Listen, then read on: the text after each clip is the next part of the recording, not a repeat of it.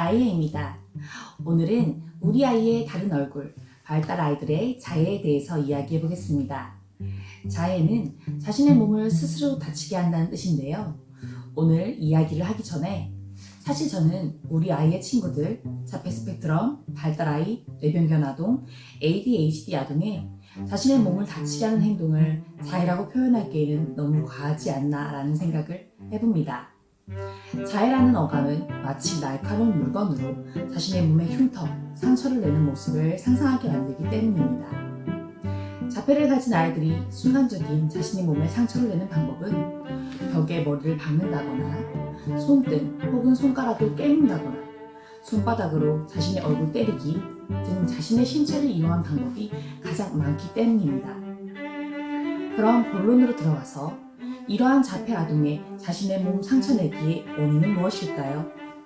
그리고 그런 행동을 줄이기 위해서는 어떻게 해야 할까요? 먼저 원인을 알기 위해서는 우선 아동이 그런 행동을 하기 전후의 상황을 파악하는 것이 중요합니다. 통합발달센터에서 근무 시 학부모님께서 선생님, 우리 아이가 왜 이런 행동을 하는 거죠? 하는 질문을 많이 받습니다. 그럴 때는 매번 답을 찾아드리기보다는 부모님께서 아이의 마음과 상황에 대한 이해를 더 넓히기 위한 방법으로 아이 행동이 시작된 시점의 전, 후 상황이 어땠는지 먼저 여쭤봅니다. 사실 아이는 아무 이유 없이 돌발 행동을 하지 않기 때문입니다. 첫째, 원하는 것을 거부당하거나 원하지 않는 것을 지시받았을 때. 물론 일상생활이 아이가 좋아하는 것들로만 있을 수는 없습니다. 아이가 더 놀고 싶지만 그만 집으로 돌아가야 할 때, 아이에게 필요한 특수치료를 받으러 센터를 가서 수업을 받을 때, 혹은 단순히 과자를 더 먹고 싶지만 식사를 위해 간식의 양을 조절해야 될 때 등 많은 이유가 있습니다. 둘째, 화가 나는 자신의 감정을 언어로 표현하기 힘들 때. 자폐성이 강한 아이의 친구들은 언어적 표현 능력이 약한 경우가 많습니다. 그래서 자신의 감정을 잘 설명하지 못하고 행동으로 보여주기도 하는데 이런 경우 자신의 몸을 괴롭히기도 합니다. 셋째, 학습 또는 지시가 자신이 이해하기에는 너무 어려울 때. 수용 언어가 낮은 친구들은 어려운 학습과 지시를 받으면 그것을 이해하고 수행하기도 어렵고 상대방의 기대에 부응하지 못하였다는 죄책감과 부끄러움에 자해적인 표현을 하기도 합니다. 넷째, 나쁜 기억이 떠오를 때. 자폐 스펙트럼 아이들은 순간적인 장면을 통째로 그림처럼 기억하는 능력이 있습니다. 그래서 어떤 사물을 봤을 때 그것을 매개체로 한 사건이 생각이 나고 그로 인해 괴로웠던 감정들이 떠올라 자신을 힘들게 합니다. 많은 이유가 있겠지만 이렇게 자신을 괴롭히는 행동을 멈추게 하려면 우리 아이의 정서적 안정과 안전을 위해서 어떠한 방법으로 도와주어야 할까요? 첫째, 아이 감정 이해하기. 아이가 힘이 드는 상황에는 힘들었어. 아이가 슬픈 상황에는 슬펐어. 아이가 거부하는 상황에는 하기 싫어. 하고 아이가 하고 싶은 말을 보호자가 대신해 줍니다. 둘째, 언어적 표현 늘려주기. 언어로 자신의 상태나 감정을 표현하지 못한다는 것은 정말 답답한 일입니다. 그래서 자신의 몸을 괴롭히기도 합니다.